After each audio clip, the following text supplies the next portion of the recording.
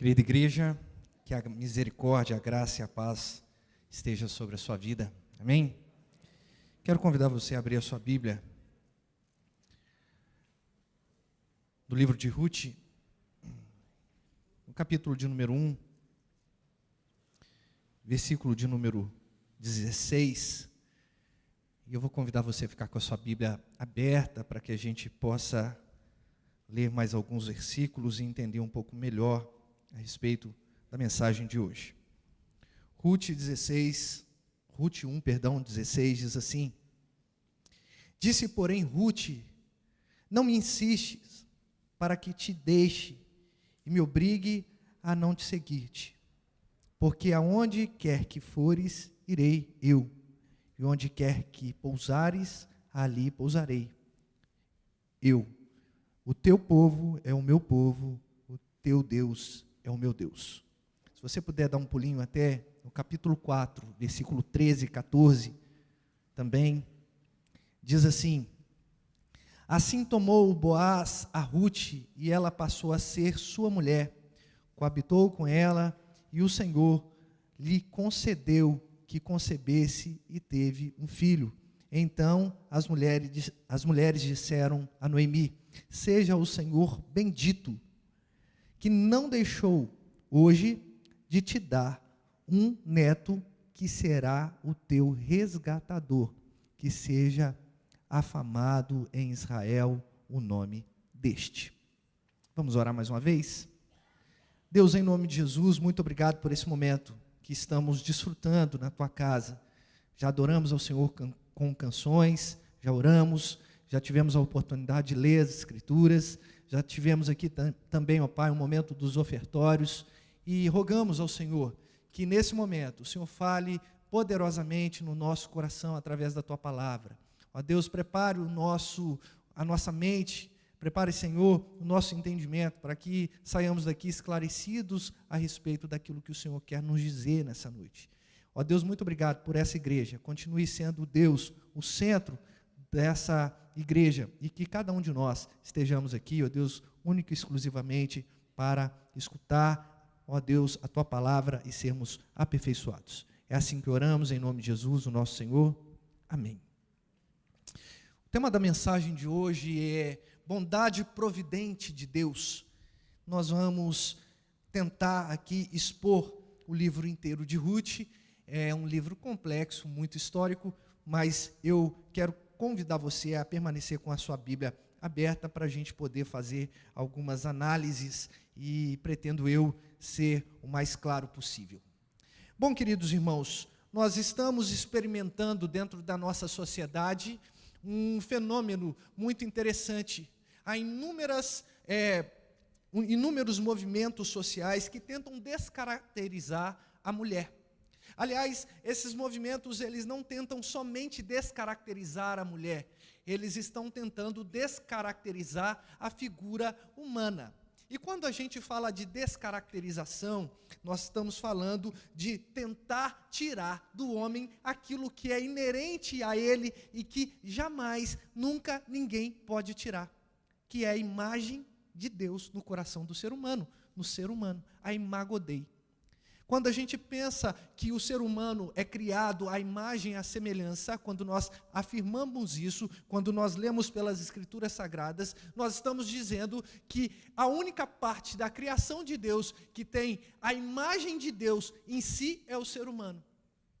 E quando movimentos sociais se levantam para tentar descaracterizar a mulher ou qualquer outro ser humano, esses movimentos eles estão, na verdade, tentando descaracterizar o próprio Deus. O que eu estou falando? Eu estou falando que cada um de nós carregamos em nós a imagem de Deus, distorcida por causa do pecado, sim, mas ainda assim há lampejos no ser humano, mesmo aqueles não alcançados, de Deus sobre a vida deles. Por exemplo, quando uma pessoa passa perto de uma pessoa que está passando certa necessidade, o coração fica condoído e mesmo que ela não seja uma pessoa alcançada em Cristo Jesus, ela tem compaixão e ajuda o próximo.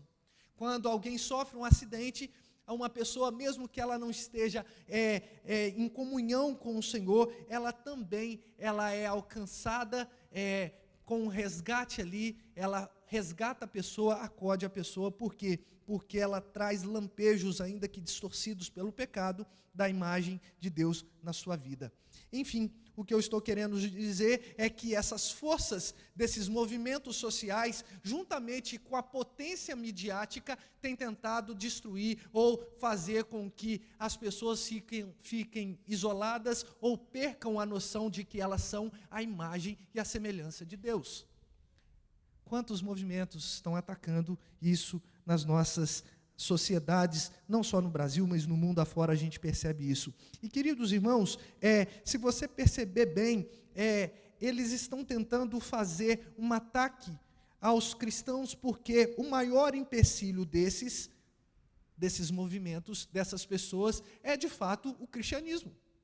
Porque o cristianismo não é algo relativo. O cristianismo traz o absolutismo em sua frente. Não existe deuses, não existe pensamentos, não existem culturas que não estejam de fato conectadas a Deus de alguma forma, porque o ser humano carrega essa imagem no seu coração. E aí, o que eles falam? Vocês cristãos, vocês igreja, vocês são um empecilho. Na verdade, vocês são forças opressoras que querem acabar com um pensamento que nós estamos criando. Nós somos tidos para esses movimentos como os grandes vilões dessa sociedade pós-moderna. E aonde eles atacam? Na nossa sexualidade. No sexo, não há gênero, né? É sexo feminino ou masculino. Gênero tem palavras, né? E aí fala assim, não, você pode ser o que você quiser. O que você se identifica? Como você se identifica? E aí a gente começa a perceber que, na verdade, nós somos rotulados como pessoas retrógradas, sectárias, misóginas, e outras terminologias ditas aos quatro cantos do mundo, o que não é uma verdade. A Bíblia, ela ressalta, em primeiro lugar, Deus em sua plenitude, em sua glória, ou seja, o atributo, toda a junção de atributos de Deus, mas a Bíblia também valoriza muito o ser humano. Sabe por quê? Porque o ser humano é parte da história, não só criacional, mas redentiva de Deus. Nós carregamos valor intrínseco para Deus, sim, porque Deus estabeleceu marcos históricos para que nós cumpramos. E por isso que eu estou aqui diante de vocês com o livro de Ruth, porque Ruth é uma linda história que conta a respeito da bondade e também da providência de Deus. E eu quero explicar isso com calma aos irmãos. Bom, nós estamos aqui lendo Ruth, e Ruth é uma personagem que viveu no tempo dos juízes.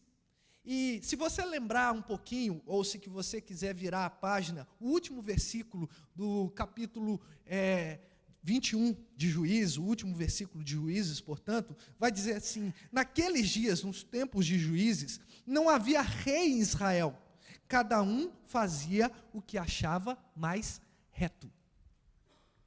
Que coincidência, né? Muito semelhante aos nossos tempos. Nós temos sim a figura de uma autoridade, mas o que tem se pregado nos nossos dias? Cada um faz aquilo que achar o que é mais reto. O que você quer fazer? Você quer sair e denegrir alguma pessoa? Tudo bem. Você acha que isso está certo? Tudo bem. Isso não contraria o seu coração, a sua consciência, uma sociedade que está cada vez mais voltada para o seu coração. E quando a sociedade está voltada para o seu coração, as coisas ruins acontecem, porque o coração do ser humano é um poço de perdição. O coração do ser humano é de fato algo terrível, e principalmente quando ele não encontra o Senhor. E eu falo principalmente porque é difícil nós também, enquanto cristãos, retrairmos alguns impulsos do nosso coração.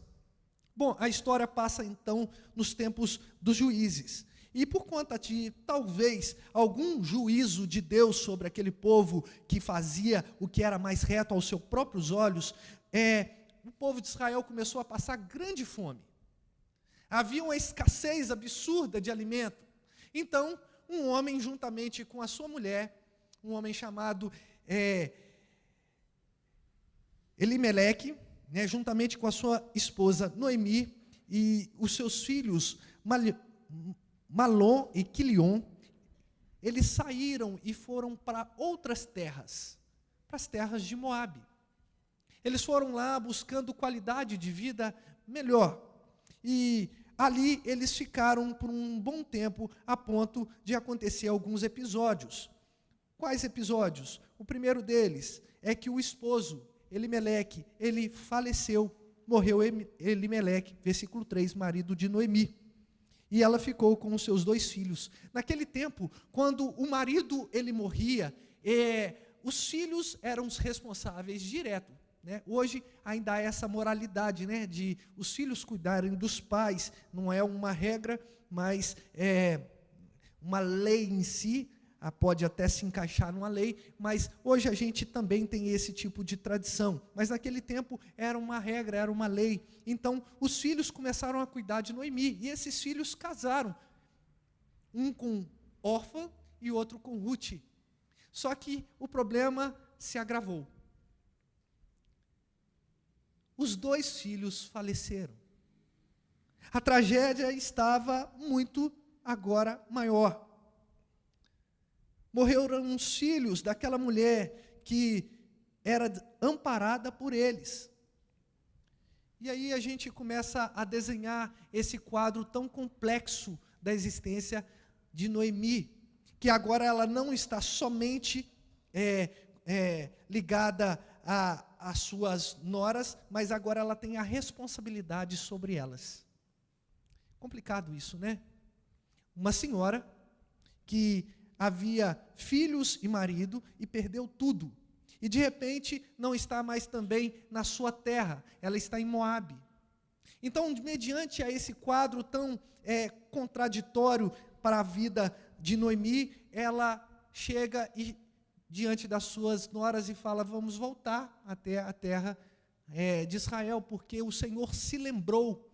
Interessante essa expressão, O Senhor se lembrou do seu povo, versículo de número 6, dando pão. Na verdade, não é que o Senhor se esquece, é que o Senhor abençoou. O período de fome havia acabado.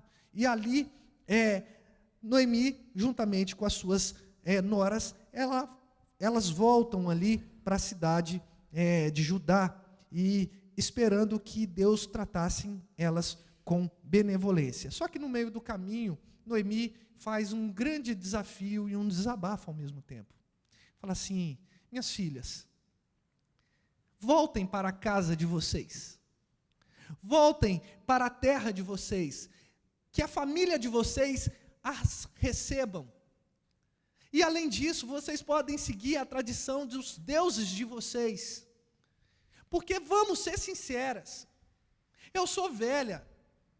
E se a gente pegar ali uma questão de aguardar filhos para poder receber vocês como esposas e suscitar herdeiros e cuidadores, resgatadores para vocês, isso não vai acontecer, porque vai ser muito tempo. E, na verdade, eu sou idosa demais para me casar de novo. Isso não vai acontecer. E, naquele instante, uma delas, órfã, ela deu um beijo no rosto de Noemi e foi embora. Mas Ruth permaneceu. Ruth permaneceu justamente com essa alegação que eu quero trazer para vocês. Não me insistes, versículo 16, para que te deixes, e não me obrigues a não te seguir-te, porque aonde quer que fores, eu irei. Onde quer que pousares, ali pousarei eu. O teu povo é o meu povo e o teu Deus é o meu Deus. Essa declaração é tão impressionante, porque não é somente um ato de fidelidade entre duas mulheres. É um ato de abrir mão de convicções que estava estabelecida na mente de Ruth, para que ela seguisse uma nova orientação. não só cultural, mas também religiosa. Ela fala: o teu povo agora é o meu povo. Ou seja, tudo aquilo que o teu povo obedece como cultura, eu também vou obedecer como cultura. Que linda a expressão, né? Mas a expressão mais emblemática que a gente pode tirar desse texto, dessa palavra, é exatamente essa: o teu Deus é o meu Deus.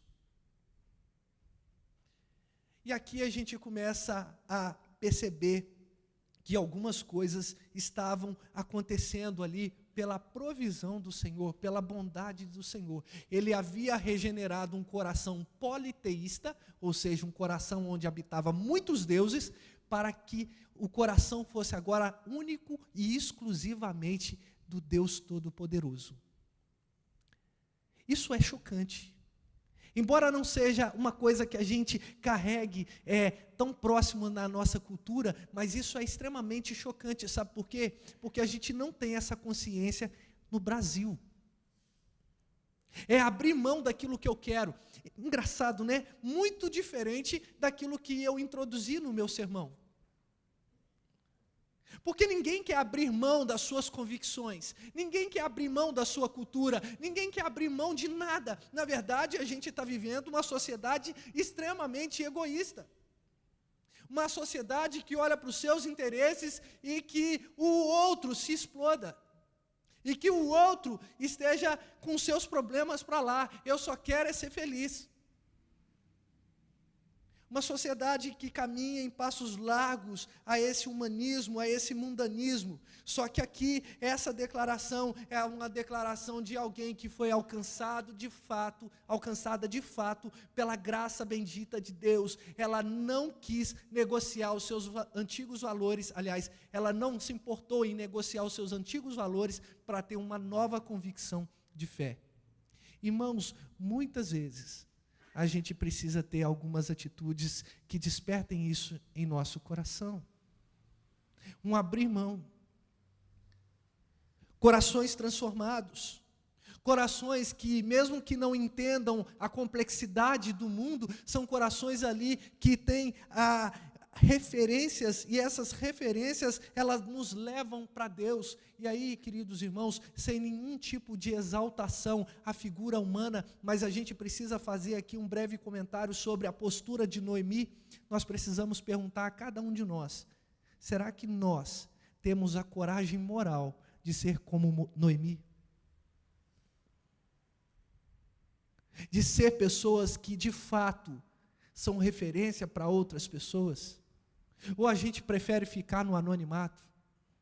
E estar no anonimato, de certa forma, é algo muito cômodo. Sabe por quê? Porque eu não preciso ser exemplo para ninguém, e ninguém precisa ficar olhando muito para mim. Afinal de contas, eu pago as minhas contas, eu pago os meus impostos, eu vou na igreja quando bem eu quiser, eu não devo satisfação a ninguém. Porque o mundo está o caos que está. Porque crentes em Cristo Jesus deixaram de ocupar parte importante da sociedade, já não somos referência. Pelo contrário, somos motivos de chacota. Pelo contrário, nós somos aqueles em que, enquanto a religião cristã cresce, o narcotráfico cresce junto. Enquanto a nossa devoção, ou aparente devoção a Deus cresce, cresce também a criminalidade. O consumo de drogas. Como isso acontece? Porque nós estamos abrindo mão de sermos referências em nossa sociedade. E muito cuidado, querido irmão e irmã, porque isso acontece dentro das nossas casas. Daqui a pouco já não somos referência para o nosso cônjuge.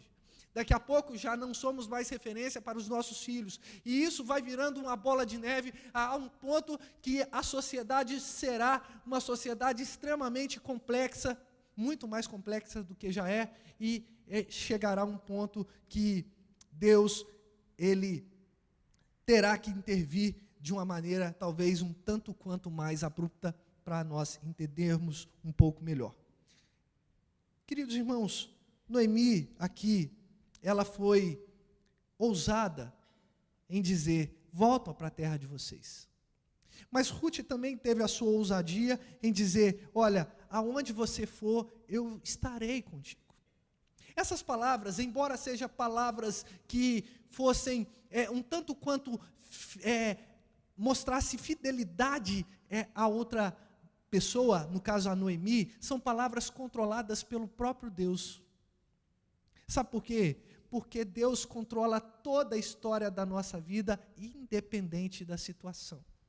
Tudo que nós estamos vivendo, seja momentos de alegria, ou seja momentos de dificuldade, seja momento de muita saúde, ou momentos de muitas dores e muitas enfermidades, tudo conflui para a glória de Deus. Tudo está fluindo para que Deus revele a sua bondade, tudo conflui para que Deus revele a sua providência sobre a vida de cada um de nós. Precisamos abrir, portanto, o leque da nossa mente, o leque do nosso coração e entender que as nossas vidas são, de fato, um instrumento de Deus para não só produzir bênção sobre nós, mas também para produzir bênção sobre a sociedade. E eu quero explicar um pouco sobre isso. Então, Ruth aqui seguiu a Noemi e lá elas ficaram em sua terra natal no caso de Noemi. E ali, Noemi, ela chegou a um ponto que ela precisou se utilizar de uma lei judaica, que dizia que não deveria os donos de terra pegar todas as espigas, todos os frutos, o que eles falam de deixar bem pelado, né, digamos assim, sem fruto nenhum, a árvore, né, sem nenhum tipo de frutos ali para que outras pessoas pudessem comer. Essa lei, ela estava fazendo com que os pobres tivessem a oportunidade de chegar e colher alguns frutos. E também no transporte, se acontecesse de alguma espiga de milho ou algum outro cereal caísse pelo chão, eles não poderiam parar, pegar e colocar nos seus carros de boi. Eles deveriam deixar para que as pessoas pudessem estar ali catando aquelas pequenas migalhas que eram a forma deles se sustentarem. Então, um dia, Ruth chegou para Noemi e falou assim: olha, deixa eu ir catar espigas. Olha o ponto que chegou, né? Nós vamos precisar utilizar de uma lei social para a gente poder nos alimentar. Então, deixa que eu vá. Então, a sua mentora ali, né, a sua mãe na fé, disse: então você pode ir. Ruth, ela foi ali pegando tudo que estava proposto às pessoas que eram da situação dela, e ela acabou sendo alvo de um bom comentário. Um bom comentário. A ponto de ela chegar numa terra de Boaz, que depois a gente vai perceber que ele era parente de Elimeleque, portanto, ele era um resgatador, e eu vou explicar isso, né? E ela começou ali pegar as espigas, pegar os alimentos, e isso chegou ao ouvido de Boaz. Então ele perguntou: quem é essa mulher que está pegando essas espigas? Então falaram assim: sabe a Noemi, esposa do Elimeleque? Pois é, eles foram embora e agora ela retornou sem marido, sem filhos, e elas estão passando essa necessidade. Então ele falou assim: olha, eu não quero que trate ela como como alguém que está necessitada, mas eu quero que trate como uma serva. Então deixa ela pegar aquilo que for conveniente para ela. Queridos irmãos, quando a gente vê essas leis sociais descritas em Levítico, essa, por exemplo, descrita em Levítico 19, versículo 9 e 10, que diz assim: quando também cegares a messe da tua terra, o canto do teu campo não te cegarás totalmente, nem as espigas caídas colherás da tua messe, não rebuscarás a tua vinha, ou seja, não deixa ela completamente sem uva, nem colherás os bagos caídos da tua vinha, deixá-lo-ás ao pobre e ao estrangeiro. Eu sou o Senhor vosso Deus. Isso está em Levíticos 9, versículo 9 e 21. O que eu tiro, o que eu extraio de informação aqui para a nossa pregação? Deus manifesta a sua bondade e a sua provisão, deixando lei para que nós cumpramos. Às vezes a gente pensa que bondade e provisão do Senhor é apenas algo miraculoso. Não. Se nós queremos uma vida piedosa diante do Senhor, se nós queremos ver a bondade do Senhor sobre as nossas vidas, se nós queremos ver, de fato, a provisão do Senhor nas nossas vidas, nós precisamos urgentemente retornar à palavra do Senhor. Se não houvesse um conhecimento específico da lei aqui de Moisés, em Levítico, talvez aquelas mulheres estariam passando aperto. Muito mais aperto do que estavam passando. Mas quando elas conhecem a lei, elas começam a entender que Deus manifesta a sua provisão e a sua bondade pela lei. Queridos irmãos, bondade do Senhor é manifestada na palavra dEle. Quantas vezes a gente está tentando receber bondade do Senhor, perceber a bondade do Senhor, sem sequer olhar para as Escrituras Sagradas? Muitas igrejas, infelizmente, têm abandonado o hábito de ler as Escrituras. Os seus cultos são mega shows. A performance dos músicos são as melhores possíveis. As pessoas são felizes, pelo menos na aparência. Mas o culto é abominável diante do Senhor. Há uma aparente bondade, mas na verdade a bondade ela é inexistente. Parece um povo próspero, mas na verdade é um povo que é pobre, cego e nu. A semelhança do que Jesus disse a João lá em Apocalipse para a igreja de Laodiceia. Vocês acham que são abastados, mas mal sabem que vocês são pobres, cegos e nus. Nós estamos entrando em crises em nossas existências, porque nós estamos abandonando as Escrituras Sagradas. Aliás, um dos grandes motivos da reforma protestante no século XVI foi o retorno fiel às Escrituras Sagradas que estavam trancadas pelos católicos. O povo não precisa ter acesso, muito pelo contrário, irmãos, nós precisamos das Escrituras Sagradas. Ela é o conhecimento de Deus sobre as nossas vidas. E dela vamos perceber não somente a bondade, mas vamos perceber a provisão do Senhor. Depois de alguns acontecimentos, Boaz, ele começa a conversar ali com Ruth. E Ruth percebe que Boaz está sendo extremamente generoso. E ela fala assim: olha, o que você está vendo em mim? O que está acontecendo com você? Porque eu não sou ninguém. Eu não sou ninguém. Eu não sou uma pessoa que você conhece. E por que você está usando de grande benevolência para comigo? Sendo eu, ainda assim, uma estrangeira? Versículo de número 11, capítulo 2, diz assim: respondeu Boaz e lhe disse: bem me contaram tudo quanto fizestes a tua sogra, depois da morte do teu marido, e como deixaste a teu pai e a tua mãe, e a terra de onde nascestes, e vieste para um povo que dantes não conheçais. O Senhor retribua o teu feito, e seja cumprida a tua recompensa. O Senhor Deus, Deus de Israel, sob cujas as asas viestes a buscar refúgio. Deus manifesta a sua bondade e a sua provisão quando, de fato, nós nos comprometemos em servi-lo com inteireza de coração.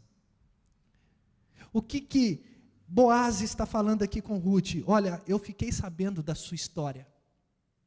Eu fiquei sabendo que você disse para sua sogra, Noemi, que o Deus dela seria o seu Deus, o povo dela seria o seu povo.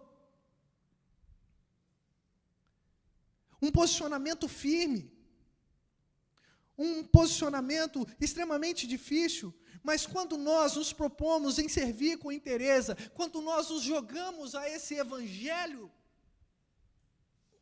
queridos irmãos, Deus manifesta de fato a sua bondade e a sua provisão, porque quanto mais próximo de Deus nós estamos, mais os nossos olhos são abertos para vermos as maravilhas que o Senhor faz em nosso meio. Mas para isso a gente precisa ter interesse de coração em servir ao Senhor, de abrir mão das convicções que achamos que temos, abrir mão das convicções que o mundo está empurrando para que tenhamos. Servir ao Senhor é muito além de estar aqui, no domingo, no templo, no culto. A vida não se resume a isso. A vida se resume a servir ao Senhor com alegria, entendendo os propósitos de Deus sobre cada um de nós. E olha só o que acontece aqui com Ruth. Ela não sabia como ela ia se sustentar, mas ela está falando: olha, o teu Deus vai ser o meu Deus, então eu vou junto com você. E aí a gente lembra de canções que, como por exemplo, cantamos: não andamos por vista, andamos pela fé. Há uma cantiga, né, uma canção aí, popular brasileira, andar com fé eu vou, porque a fé não costuma falhar.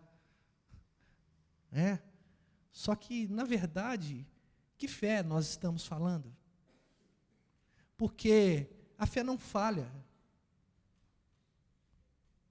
Não é só um costume e tem uma exceção. Não, a fé em Cristo Jesus, ela é suficiente para trazer elucidação ao meu coração e ao teu coração. Quando nós nos propomos a servir com interesse de coração, a manifestação da bondade do Senhor é tão visível que a gente para de olhar as micro histórias da nossa vida e começamos a enxergar a vida com mais abrangência. Isso é muito importante, porque o livro de Ruth vai tratar a respeito disso. A pessoa que escreveu esse livro está tratando de uma narrativa que vai desembocar em algo muito maior. E às vezes a gente tem uma visão tanto quanto limitada a respeito de certas histórias, que a gente não consegue enxergar a provisão do Senhor de uma maneira mais completa. Às vezes a gente vive situações tão ali pontuais na nossa vida, mas a gente transforma aquelas situações pontuais como a base da nossa existência. Igreja do Senhor, irmão e irmã, a nossa vida é sim feita de problemas, mas a nossa vida é, acima de tudo, feita da bondade, da misericórdia e da provisão do Senhor. Esse é o nosso Deus. Temos problemas? Temos. Temos dificuldade? Temos. Vamos prestar contas a essa sociedade tão fraudulenta? Vamos. Mas isso não rege a minha existência. O que rege a minha existência é saber que esse Deus, Ele é fiel e Ele cumpre todos os propósitos que Ele estabeleceu para cada um de nós.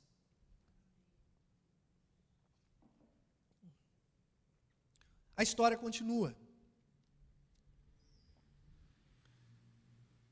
Boaz ali se apresenta, e aí ele tem algumas atitudes com Ruth, e quando Ruth volta para sua casa, ou para o lugar onde elas estavam, juntamente com Noemi, Noemi fala assim: uau, como você trouxe tudo isso? Então ela conta: olha, eu estava na terra de um homem chamado Boaz.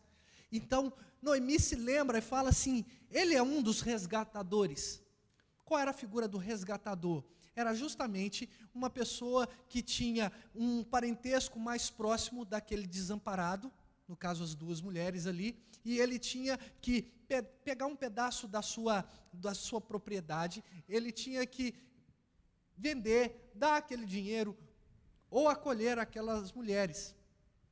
Então, Noemi falou assim, olha, ele é um dos nossos resgatadores.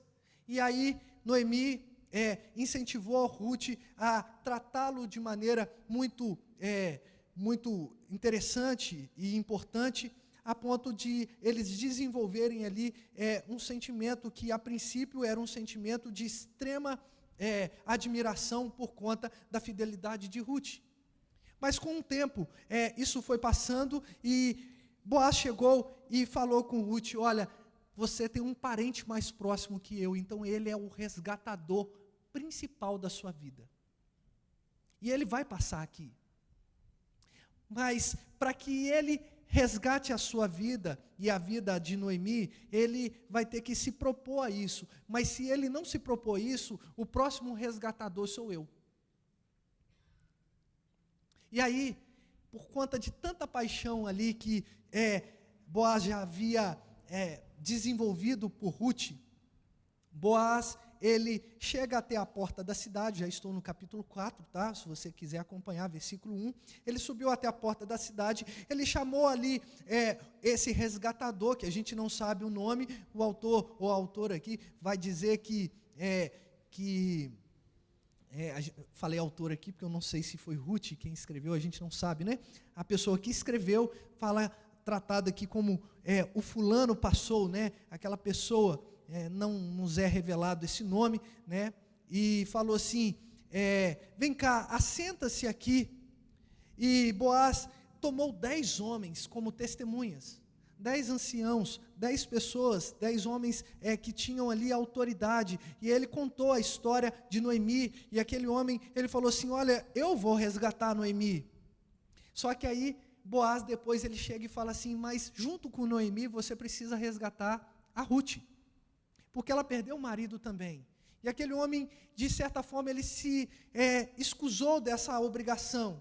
E aí, Boaz compra aquele direito de resgatar não só Ruth, mas também a sogra Noemi. E é aqui, queridos irmãos, que eu quero mostrar aos irmãos que Deus ele manifesta a sua bondade, a sua provisão, fazendo com que as situações mais complexas da nossa vida, elas sejam bênção não só para nós, mas para todo o povo. Por quê? Porque aqui, Boaz, nesse ponto da história, ele se casa com Ruth. E dessa união nasceu o seu filho, Obed. E aí, o versículo 13 que nós lemos lá do capítulo 4, no início do culto, ou no início do sermão, diz, assim tomou Boaz Ruth e lhe passou a ser sua mulher, coabitou com ela, o Senhor lhe concedeu que a concebesse e teve um filho. Então as mulheres disseram a Noemi, aquela mulher que estava desamparada, sem um resgatador, sem expectativa de vida, elas falam assim, bendito seja o Senhor, bendito seja o Senhor, que não deixou hoje de te dar um neto, um neto que será o teu resgatador e seja afamado em Israel. Esse é em Israel o nome deste. Repararam? Bendito seja o Senhor, porque por trás de toda a trama tão dramática, Deus estava controlando para que houvesse provisão e bondade sobre a vida de Noemi, com certeza também bondade sobre a vida de Ruth, assim como acontecem as coisas na nossa vida, e a bondade do Senhor vai sendo manifestada de acordo com o que nós vamos experimentando as dificuldades da vida. Você está passando dificuldade? Olhe um pouco mais abrangente. Olhe além do que os seus olhos podem ver. Olhe que esse Deus, Ele controla todas as coisas com a finalidade de cumprir a sua palavra.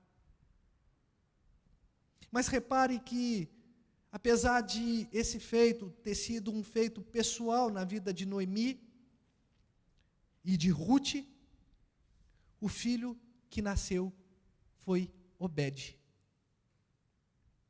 Por que isso é tão importante? Porque o livro de Ruth termina com a seguinte genealogia. São estas, pois, versículo 18, as gerações. Pérez gerou a Esrom gerou a Rão gerou a Aminadab gerou a Nasson gerou a Salomão gerou a Boaz gerou a Obed gerou a Jessé, e Jessé gerou a Davi. Deus estava providenciando o rei de Israel. As nossas pequenas histórias não podem estragar ou não podem anular os planos de Deus. Pelo contrário, as nossas dificuldades, as nossas histórias são partes inerentes de Deus trabalhar não só com as nossas vidas, mas de todo o seu povo. Deus estava suscitando ali o rei de Israel, o mais famoso rei de Israel. Se não houvesse fome na terra de Israel e Noemi com Elimeleque não tivesse ido até Moabe, e se os seus filhos não tivessem casado ali, se Ruth não tivesse feito aquela declaração de fé, que o Deus de Noemi seria o Deus dela, se ela não tivesse lido as Escrituras, que era a lei, e ela não tivesse ido buscar as espigas de milho, se ela tivesse simplesmente contente com toda a situação, talvez tudo isso não haveria de acontecer. Mas Deus controla todas as coisas, porque Ele tem todo o domínio e poder em suas mãos. Deus estava suscitando para Israel um rei. E como terminou o livro de Juízes? Naqueles dias não havia rei em Israel. E como começa o livro de Ruth? Deus providenciando o rei de Israel. Mas sabe o que é mais chocante ainda? Vai lá em Mateus.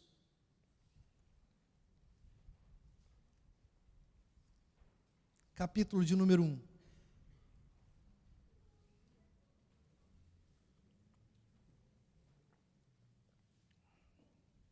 Versículo 1 em diante. Livro da genealogia de Jesus Cristo, filho de Davi, filho de Abraão. Reparem que Mateus aqui faz questão de mostrar que Jesus é filho de Davi, porque veio da descendência de Davi. Mas olha só o que ele descreve. Abraão gerou Isaac, Jacó a Judá e seus irmãos. Judá gerou de Tamar Pérez, e Pérez Zera.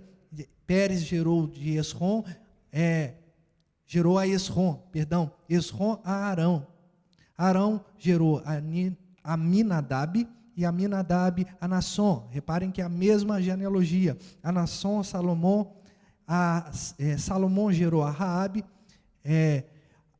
de Raabe, Boaz.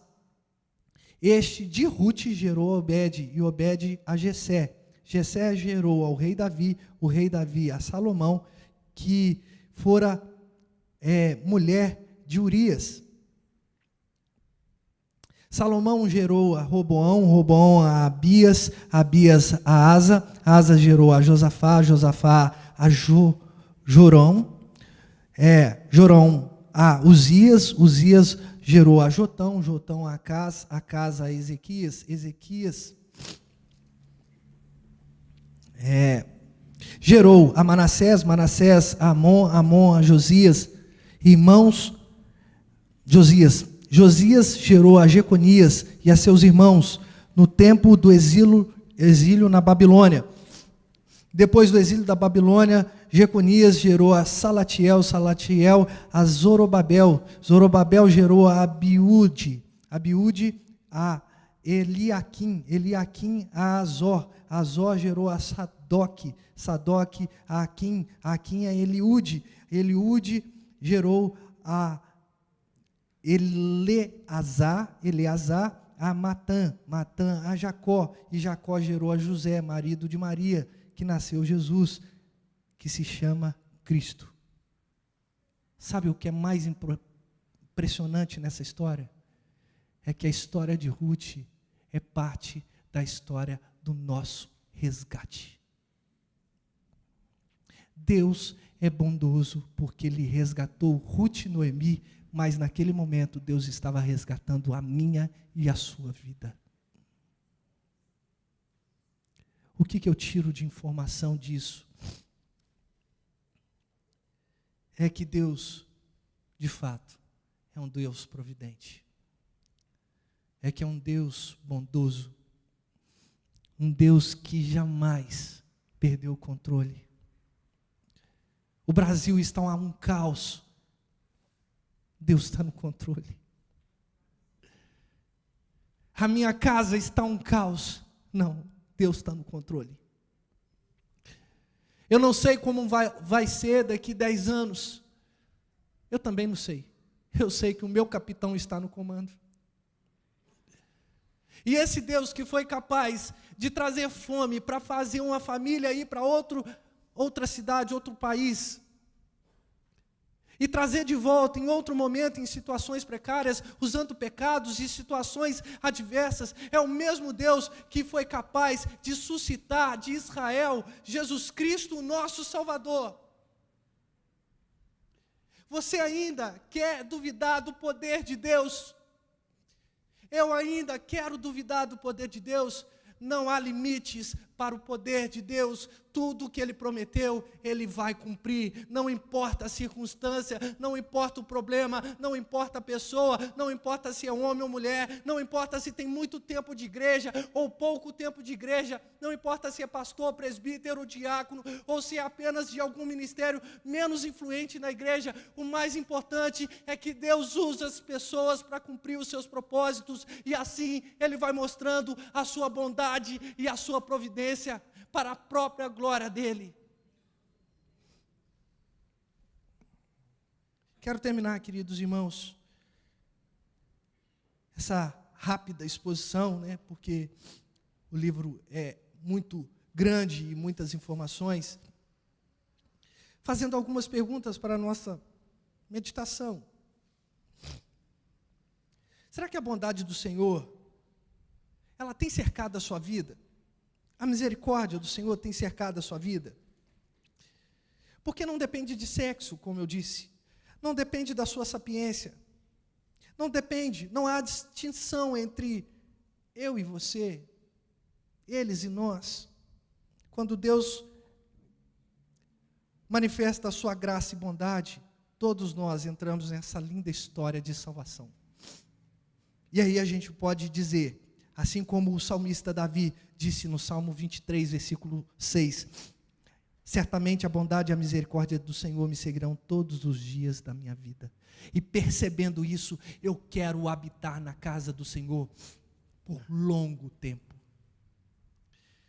Mais uma aplicação. A palavra de Deus é a expressão de bondade sobre vida de mulheres, homens, vida de mães e pais, sobre a vida de todas as pessoas, independente da classe. Precisamos voltar a ler as Escrituras. Lembra da expressão, o povo perece porque não me conhece? Porque falta conhecimento? Imagina se essas mulheres não tivessem um conhecimento das leis. Uma igreja forte é uma igreja que se debruça na palavra. Você quer a sua casa forte, irmão e irmã? Leia mais a Bíblia. Medite mais nas Escrituras. Em terceiro lugar, elas perseveraram na lei. Elas não descumpriram a lei. E o Senhor livrou não só Noemi e Ruth, mas também trouxe salvação ao povo de Israel. E essa salvação se estendeu a nós por meio de Cristo na sua morte. Porque agora todos nós que recebemos fomos feitos filhos de Deus para a glória desse maravilhoso Deus. Deus abençoe a sua vida. Que Deus, de fato, resplandeça a glória dele sobre o teu rosto e que as pessoas reconheçam a bondade e a provisão do Senhor através da sua vida, através do seu testemunho, através da sua perseverança na lei. Vamos orar? Feche os seus olhos, enquanto o ministério de louvor vai se achegando.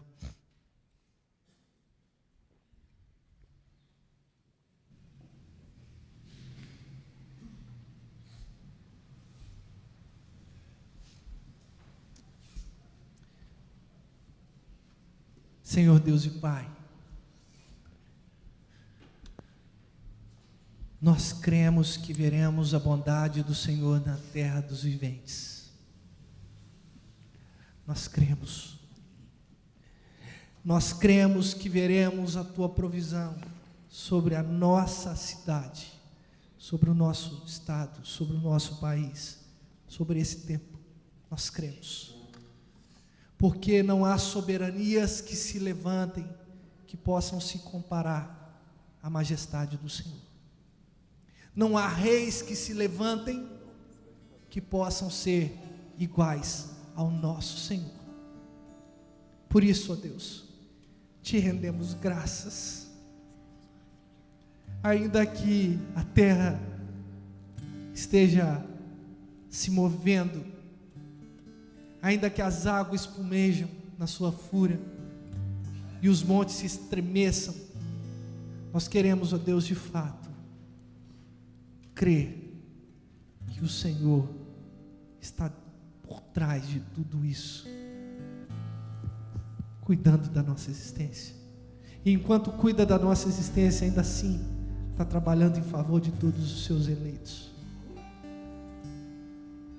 Ainda que uma mãe se esqueça do filho que ela amamenta, o Senhor todavia não se esquece dos seus. Ó Pai, em nome de Jesus, tira as barreiras dos nossos olhos, para que nós possamos enxergar aquilo que não conseguimos enxergar. Quantas vezes nós falamos de bondade, quantas vezes nós escutamos de bondade, mas a gente parece não ver a bondade em nossa existência. Quantas vezes nós escutamos de provisão, nós falamos de provisão, mas a gente não vê provisão na nossa casa, no nosso trabalho. Em nome de Jesus, Senhor, abra os nossos olhos espirituais. Assim como o Senhor manifestou graça nos tempos de Noemi e Ruth, manifeste, Senhor, a Tua graça sobre cada um de nós, que possamos entender que nesse grande xadrez da vida, é o Senhor quem está guiando cada jogada, cada peça, para confluir com os Teus propósitos. Em nome de Jesus, toque no coração daquele que está sofrendo, toque no coração daquela mulher que tanto anseia ver a misericórdia do Senhor. Toca no coração do jovem que tanto precisa de uma nova vida. Toca, Senhor, no homem, no pai que está já desesperado, já não sabe o que fazer. Toca, Senhor, nas mães da nossa igreja. Ó Deus, ajude a cada um de nós a vivermos uma vida que de fato reflita a bondade e a provisão do Senhor. Oramos assim, ó Deus, no nome santo do nosso Senhor e Salvador Jesus Cristo. Amém. Vamos ficar de pé.